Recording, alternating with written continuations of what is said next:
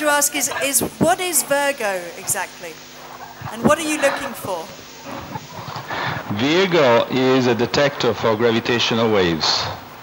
The working principle is due to the interference, optical interference. We work with the very large 3-kilometer arm optical interferometer, whose mirrors are suspended in a very sophisticated way, in such a way to being able to move when a gravitational wave arrives, and the movement of this mirror in the two arms of the interferometer produces a net phase shift in the output of the interferometer. That is the symptom of having a gravitational wave signal. Okay, but quite a lot of people might be wondering, what are gravitational waves? Yeah, gravitational waves are very, very complex things. Perhaps the easiest way to explain them is to imagine what happens with the electromagnetic field. When you move charges, electric charges, you produce electromagnetic waves. When you move masses, you accelerate masses, you produce gravitational wave. This is the simple way to explain them. Then there is another way to explain them in terms of space-time curvature. Gravitational waves are ripples in the space-time curvature, and these ripples are produced by the movement of the mass. And this ripple in the space-time curvature are those that are producing the displacement of the Virgo mirrors, as I said before. Okay, so let's take your first explanation. There are some pretty big masses out there in the universe, and they are moving. Now, naively, I would then think maybe it should be fairly easy to see gravitational waves. Well, in principle, unfortunately, masses have, the gravity has what is called coupling constant with respect to the electromagnetic field, much, much smaller. We measure the intensity of a given process, let's say electromagnetic interaction, where two protons or electrons, for example, interacts. They have what we call a coupling constant, which is of the order of 10 to the minus 2. In the gravitational case, the coupling constant is 10 to the minus 39. So any phenomenon produced by gravity is affected by the smallness of this, by this coupling constant. So the gravitational waves are producing displacement of the mirror, which are absolutely astonishingly small. We are today having in Virgo, measuring with the maximum sensitivity we have, which is the one we have promised to obtain actually, that we can detect displacement of 1/10 to the 1,000 of a dimension of a proton when the mirror moves, which is an astonishingly small amount. How on earth do you do that? Yeah, and this is not enough yet. We have to increase by a factor 10. I'm saying reducing by to go to 1/10 to the fifth of a proton dimension to start getting in the region of detectability of gravitational waves. I think we can see you now. Exactly, I can see you on the small screen, not on the big screen. But that's fine, so we now can see you. Yeah, exactly. And where are you actually? Where are you sitting right now? I'm sitting in the control room, Virgo control room. Okay, so if we found them, what impact would that have on us if we could, if we found gravitational waves? Well, would be an incredibly important element in the human being history, because the detection, because I couldn't see discovery, because the indirect detection of gravitational wave has already been done by Taylor and Hals, which won the Nobel Prize for having indirectly detected gravitational wave in the double pulsar system. But in our case, we want to detect a directly gravitational wave. And the reason why we want is ontwerpen van de ELT, Extremely Large Telescope. En het idee is dat die een spiegel krijgt. Oh, we seem to have some interference. We've got the Extremely Large Telescope interfering with us. There's just too much astrophysics out there trying to battle to speak to us. Who are we supposed to be talking to, guys? Hello, can I speak? Also joined. Can I go on? Carry on, yes. Yes. Please carry on. So the direct detection of gravitational waves, it will open a new astronomy. And one of the most important, to my opinion, target of this new astronomy is the fact that with the gravitational wave detection we can detect the cosmological background of gravitational waves. And this will give, this in principle could reach informations about the Planck's time, at the Big Bang time. So gravitational waves are really the only way to try to understand what happens at the very early time of the Big Bang. Okay, thank you very much, Adalberto. I think we're getting very close to the time when we're supposed to connect to the South Pole. Is that correct, guys? So, thank you very much for joining us. We've been very short with you, but it's a fascinating subject, and we wish you the best of luck with your experiment, and we'll be watching for your publications. So thank you, Pisa. Okay, thank you. Thank you. So, do we have the South Pole? Hello from the South Pole. Can you hear us? Good morning. Yes, or good fantastic. evening. We have a connection. So just for those of you that don't know, we had a very small window of opportunity to speak to the South Pole of, I think, half an hour of satellite time. So thank you. Oh, I hope that wasn't the end of the half hour. Are you still here? Yeah, they're Yes, there. we're still here. Fantastic. Okay, so tell us a little bit about your experiment down at the South Pole. No, we've got one obvious question first. Oh, okay. Very, very obvious question. Is it cold? Il passaggio dei neutrini cosmici che attraversano No, we la got Terra. Paola. Adesso non Very so good. se loro sentono il mio audio o continuo a spiegare in sala. Hi, South Pole, can you hear me? Okay, Paola, you take over. Beaten us to it again. Yeah, so it's go for me. Hi from Frascati. Ralph and Emmanuel, can you hear us? Yes, we can hear you. Ok, ci sentono, ma c'è ovviamente un certo decalage, una certa distanza. Welcome to Frascati. I guess the weather here, even if it's not so good, is better than at the South Pole. What's the weather like down there? No. Che tempo fa? We have wonderful weather right now. It is clear sky. We have not a single cloud on the sky, and it is minus 70 Celsius here. Meno 70 gradi Celsius, però il cielo è molto chiaro. I bet the sky is clear with that cold.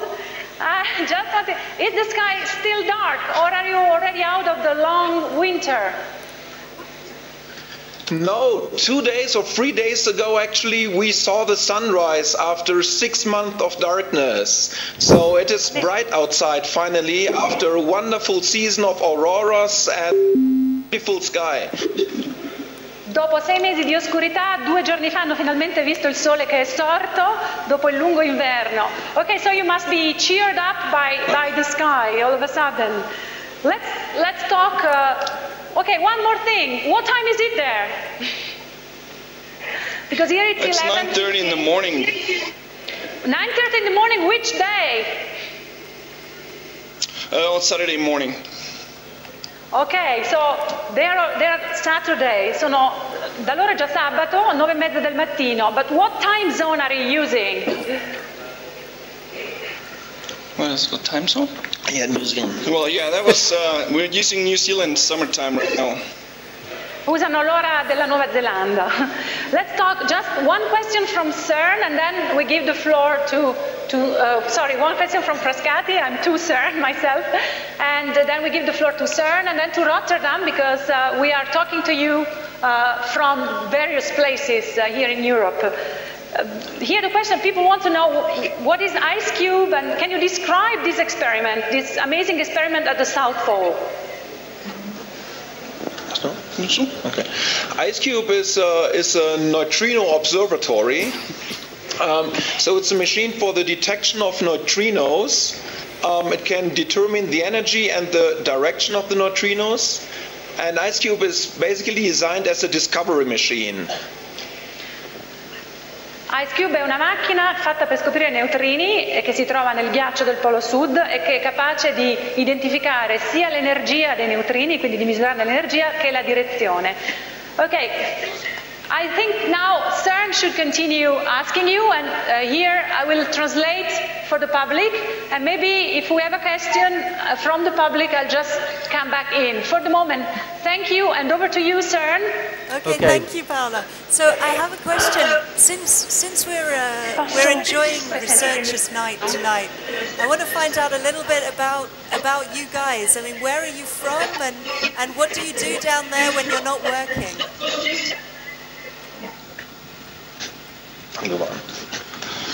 Well, we're both from Germany actually, but right now we're working for the University of Wisconsin-Madison. And down here at the South Pole, we're responsible for basically keeping the detector alive, ensuring stable data taking, making sure all our science data gets taped and sent to the north so that the scientists can evaluate the data and analyze it. That's basically what we do down here for IceCube. Okay, and then when you're not working, so you've got now the weekend coming up. What is there to do for leisure down in the South Pole, apart from building snowmen, I guess? Apart from building snowmen, there's lots of things we can do. So we have a library here. We have a very nice community of people, and so we can hang out with our co-workers. There are 47 people wintering at the South Pole, so there's always somebody around to stay with. We have a gymnasium. We have a weight room. We have lots of people offer like courses. For example, one guy down here, he has a helicopter license, and he offered us ground school helicopter courses. Another person speaks the language of Thailand, and he offers Thai classes. So I think the key for staying alive in the dark winter is keeping busy, and it was pretty good, and we were pretty busy that winter. Okay. And I've heard something about the 300 Club. I wonder if you could tell me anything about this.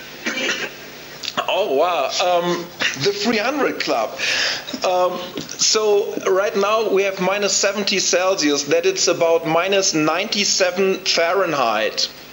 And the key is always to hit minus 100 Fahrenheit. If that happens, we heat up our sauna to 200 degree Fahrenheit, heat up in the sauna, and run out from the sauna to the South Pole, around the South Pole, so it's basically around the world, and then back into the sauna. Have you guys done that? So yes? Several times, yes. And so I'm guessing in the sauna, you're not wearing an awful lot. You get dressed, or you just go out there? Maybe I'm asking too much. Well, it's wise to wear let's say it's very wise to wear shoes, because you don't want to run out in the snow on the ice without shoes. Okay, at least you have shoes on. That's something. Okay, cool. You said IceCube is a discovery experiment. What are you trying to discover? No? Well, in general, there are a lot of things we're looking for, like neutrino point sources, like gamma ray bursts and stuff. Also, we're trying to find out things about dark matter, and IceCube has the potential to basically detect things we actually don't have any idea of. So that would probably be the biggest success of IceCube, if we would detect things that have not been predicted or that we did not expect. And there's a lot of potential in a detector of that size to do that. We will see once we have enough data what the outcome will be. And what's your detector made of? Pardon? What is your detector made of? What does it consist of?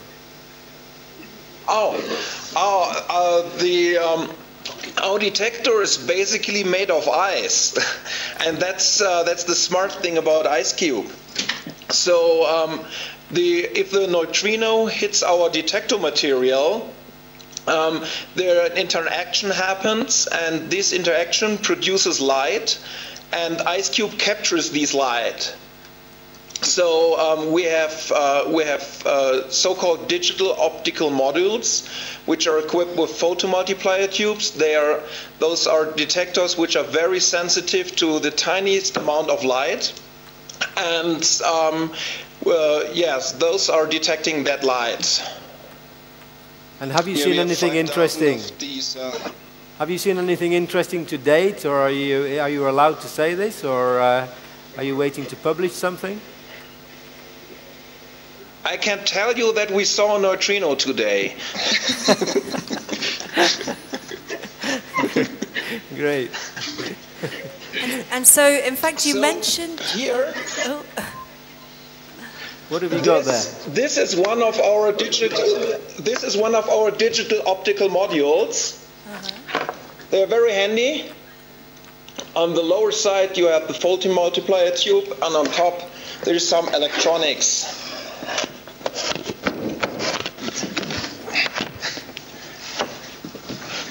Paula, have you got any questions from Frascati? Can she hear us? Can she hear us? No, probably not. You mentioned that there was a connection. We hear you. Oh, sorry. You mentioned a connection with dark matter. What exactly is the connection?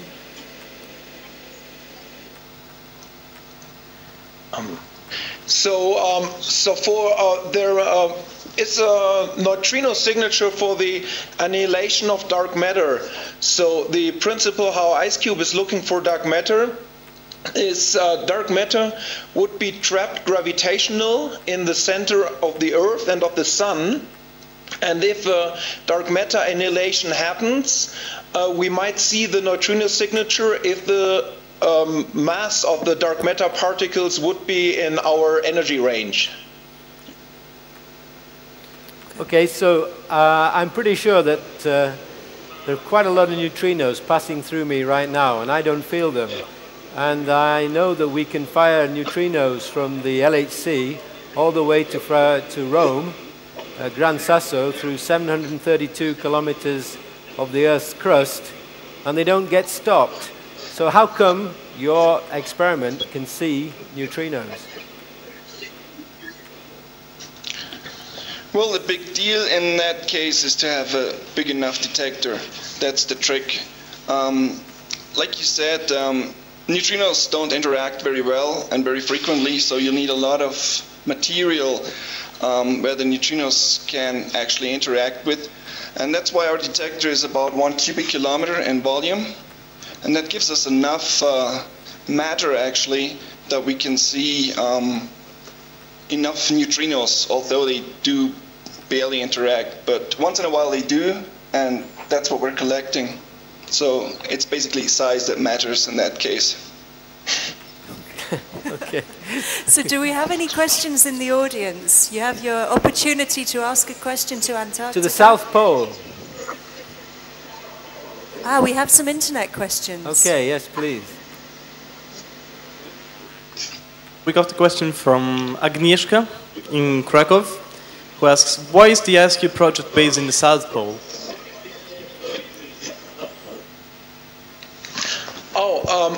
Why is it the question, why are we based at the South Pole? Yes.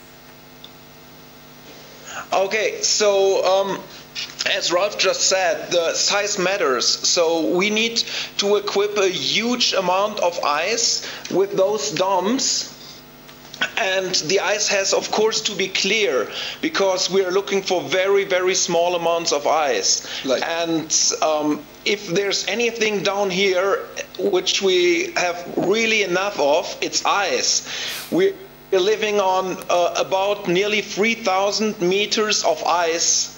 So our elevation is about 3,000 meters, but the elevation of the rock bottom is only about 36 meters. The rest is ice. So under us there are huge amounts of ice, and that's very clear ice because it's hundreds of thousands years old, and that's the reason why we're here.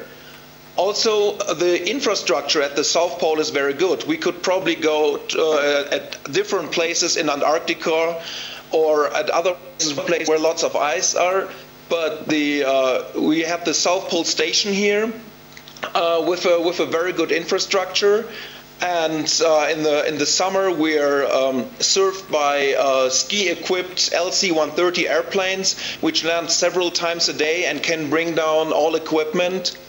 So it's the huge amount of ice and it's the good infrastructure. Okay, thanks. Another question from the internet?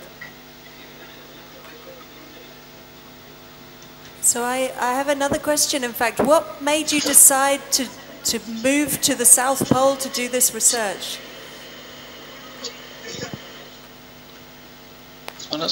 Our personal or? Yes.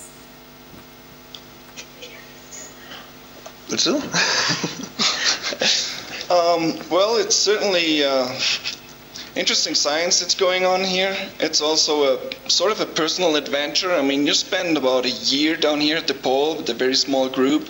About 6 months of the year are in complete darkness. It's pretty unique, and it's a personal challenge and an adventure.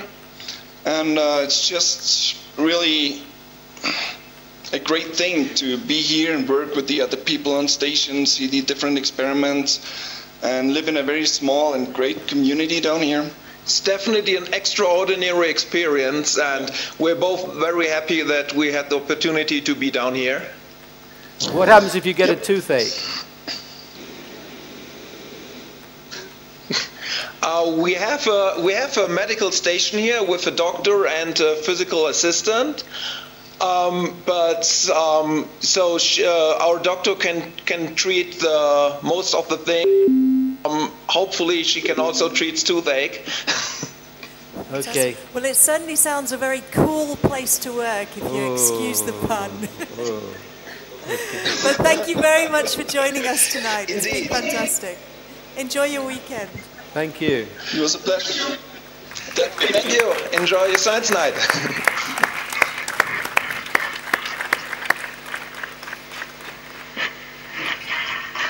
So, wow, well, you look at this, we've gone from the South Pole to NASA in a matter of seconds. We're being very spoilt tonight with the Researchers' Night. So, I believe we're there at the... Kennedy Space Center? Yes? Yeah, the clue's in the poster at the back, yeah. Can you hear us? Yes. Yes, we can hear you. That's you great. Can hear us? Yes. So please tell us where you are and who you are. Okay, we are in Kennedy Space Center, as you can see from our background. Yes. And we are part of the AMS collaboration team, and we are young researchers working for AMS. Young researchers working for AMS. Does that mean? Yes. Does that mean that you've actually spent time at CERN? Sorry, again? Does that mean you've actually spent time at CERN? Yes, of course. We have been at CERN until end of August, and then we brought our detector here to the preparation for the launch of the shuttle that will be in February 26. So if we can go back a little bit for the benefit of the audience, what is AMS? Maybe Veronica can give a brief introduction about that. Yeah, AMS is a magnetic spectrometer. So it's an experiment that is built to work on space, actually, And it's built with a detector that usually are used for particle physics. And its main purpose is to discover the antimatter, search for the dark matter, and measurement for the cosmic rays. And it will be installed on the International Space Station in February, end of February of 2011. So we are waiting for this moment that soon will happen, finally. And we built our experiment almost in all Europe. We have a great collaboration from all Europe, Asia, and North America. And we put together all our subdetectors that are a transition radiation detector, time of flight, rich imaging Cherenkov, and electromagnetic calorimeter, all kind of detector that usually, as I said before, are used also at CERN for particle physics. And we put together all these subdetectors in CERN in a special clean room built for that purpose. And it was really a great period for us because we finally could make together all this part after so huge work. So, yeah. What else can I say? I don't know if you want to add something. No, that's fine. Let's ask you a few questions. You're going to fly this on the shuttle. I think it's one of the last shuttles. Is that correct? We can't hear you again now. Can you hear us, Kennedy? Hello? Yes, okay. we can hear you. We can hear you. You're going to fly this on the. You're going to fly this on one of the last shuttles. Is that correct? Yes. There will be a shuttle flight now in the 1st of November, and in this shuttle flight there will be a laptop that will be installed on the International Space Station that is for AMS, and AMS will be flight with the last shuttle available, that will be in the 26th of February. Then they are preparing as well another shuttle, but we do not know about it, if it will be confirmed for another mission or not. It's what we, somehow we hope to, but we don't know. Okay, I'm being told that. I'm being told that we've got Frascati now, who are also listening, and also Rotterdam. So we'd like to ask Frascati and or Rotterdam if they have questions as well. Dus, met andere woorden, in plaats van naar alleen licht, radiostraling en röntgenstraling te kijken, kun je ook iets leren over het heelal door die elementaire deeltjes te bekijken. En dan vraag je, waar komen die dingen dan vandaan? Nou, ontploffende sterren, supernova's. Maar er is nog... I guess if you don't have anybody who speaks Dutch, it might be difficult for you, that. No, sorry. Doesn't seem so. We spent a few months in Holland, actually, for our test, space qualification test at ESA, but we didn't learn Dutch. Sorry. Well, I'll just tell you that I personally had a very exciting morning a few weeks ago, because I had the great privilege to go to the Geneva airport and see the AMS experiment getting ready to be loaded into the C5 Galaxy that landed at Pointran Airport. And it was fantastic, very, very exciting. And I also had the great privilege to take around the aircrew, and I showed them around CERN. I would love to be there at Kennedy with you. What's life like there? Thank you. Thank you. It's right. It's a very exciting moment, and yeah. So you'll be there, you will actually see your experiment go up in the shuttle? Yes, after so many years, so you cannot imagine how much we wait for this moment. So how long? We're really happy. How long? There were very bad period when it happened for the Columbia, because they stopped the shuttle flights. So for some time, we were not more sure that we could fly. So it was scheduled in 2002, but then there were some delays, and when it happens of the Columbia, we had these difficulties, and up to last year, we were not sure about our flight. So we were hoping, and finally, yes, this time is arrived. So it's a long time we are waiting. Yeah. So 12 years since AMS-1, and AMS-1 took 4 years. So okay. It's about 60 years. One question we could ask you is, why do you do this experiment in space? Why do you go to the International Space Station? It's very expensive. It's very difficult to get there. Why can't you do this experiment on Earth, for example?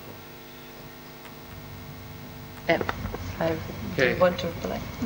It's the difference is atmosphere. In vacuum, particle doesn't interact. So if you want to search for some particular particles, like these antimatter particles, primordial antiparticle, you need the absence of atmosphere, because in presence of atmosphere you can have some interaction, you can spoil this very faint signal.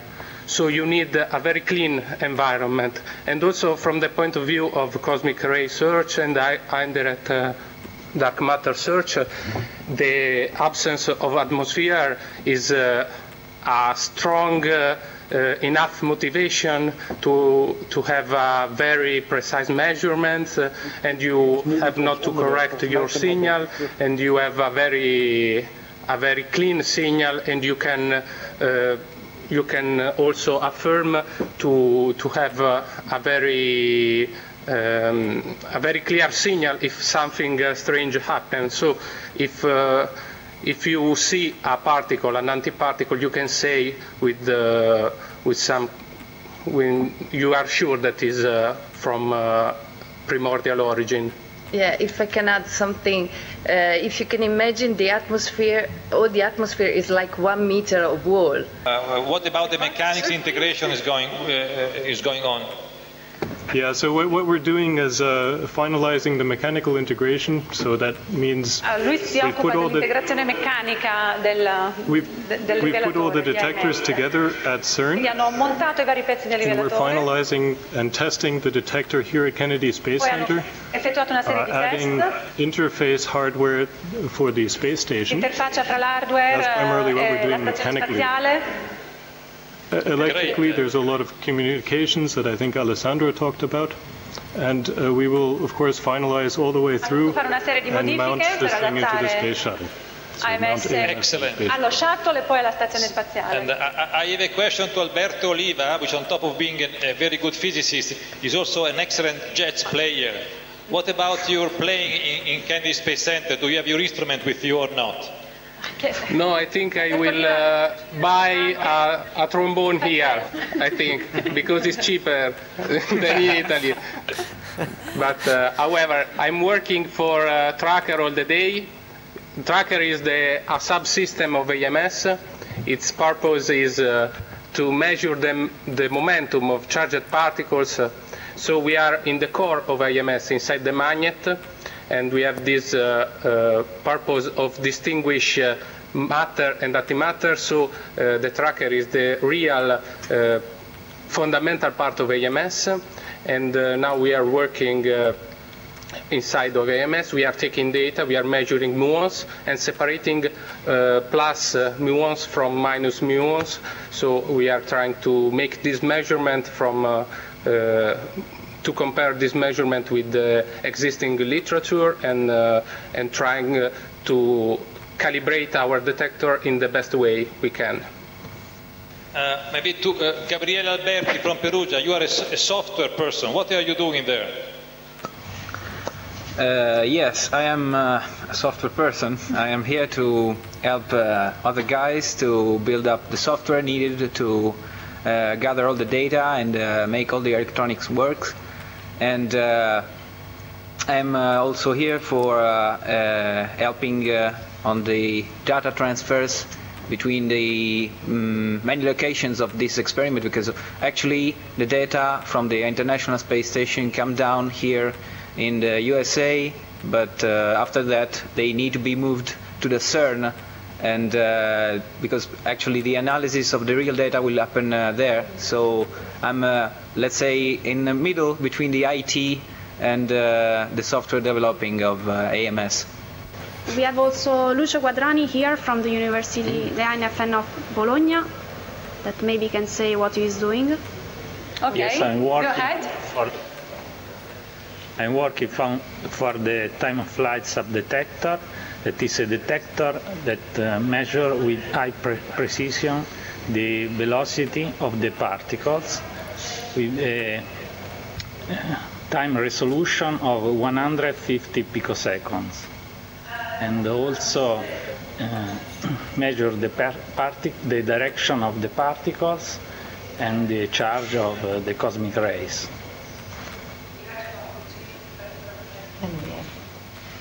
And then there is also another part of the another guy that is part of the mechanical integration team that is from Spain. Carlos Diaz. I don't know if you can see him, but he's. Hello, my name is Carlos Diaz. I'm from CIEMAT, from Spain, and I'm also working in the mechanical integration team. And now most of our activity is making sure that NASA is doing well their work, Yes, we are supervising, sure. filling a lot of papers. And actually what I want to remark is that for this experiment, this moment is very, very important, because once this project stay in the space, nobody will be able to touch it, no reparation available if you didn't expect it in advance. Then now all the tests we are doing are very, very important. Does anybody in the audience here have anything to ask our friends in the Kennedy Space Center? We have an internet question. Yes. This one came in from Paolo in Palermo, and it says, when will the AMS detector be returning to Earth? So once it comes up, when will it come down? Ah, good question. Will the AMS detector return to Earth ever? It will never return. It will stay at the International Space Station. So when they will decide to... I believe it will return in pieces, as the International Space Station will sink in about 20 or 25 years. Okay, so it will come back with the International Space Station in 20 to 25 years. Okay? Yeah. We hope it doesn't land on the globe. Okay. We hope MS lifetime will be last for all that time. So. Okay, we have another question from our audience. To what extent will you, or have you been actually involved in advice or into the process of the exact deployment from the cargo bay of the experiment? Sorry, we didn't catch really the question. Yes, you talked about mechanical. Yes, you talked about mechanical integration, but to what extent also are you, let's say, involved, or your advice being sought in connection with the actual process of deployment from the cargo bay to be able to get it up to the space station? Yeah, the actual deployment is done by CERN personnel. So we have little involvement in the actual transfer on orbit. From the KSC. From KSC, right. But of course, this has always been in the design constraints. So we have grapple fixtures in the design, and the hardware, the envelopes had to be respected that astronauts can pass, the arm can pass and attach to our experiment. So we've had, in the form of constraints, we've worked these issues out already, such that an arm handoff. So what we're doing is the shuttle arrives at the space station, and the shuttle arm grabs onto AMS. AMS is released from the cargo bay, and the arm swings out and transfers AMS to the ISS arm. So there's a handoff, and the ISS arm in turn swings around and puts us on our docking station. And on our docking station, there's a claw AMS from the bottom. Those are the operations. Unfortunately, we won't be there with a joystick trying to figure out how to do this. Actually, this is a good question. Is anybody from the AMS experiment flying on the shuttle? We don't know yet. Some of us wish. So you've been working with the astronauts to explain how AMS works, and can they fix something if you switch it on and it doesn't work? Are they competent enough to be able to fix problems? May I say some words on this? Well, we have a redundant system for our power distribution, and actually, if some major problem occur on the primary side, we will need to ask the astronaut for an extravehicular activity. So the astronaut should actually get out of the station and reach AMS and disconnect the primary side and connect it to the secondary side. So that is why we are working simulation with the astronauts as well, to make sure that all the procedure to perform that activity is in place. Okay, well, thank you very much, Kennedy Space Center and the AMS guys there. It's time for us to move on around to our experiments now. We'd just like to wish you the very, very best of luck with this experiment. It's very exciting. Everybody at CERN is watching your progress very closely, and we're all keeping our fingers crossed when in February your experiment takes off on this last shuttle. So thank you for joining us tonight. Thank you. Thank you. Bye-bye. Thank you. Thank you.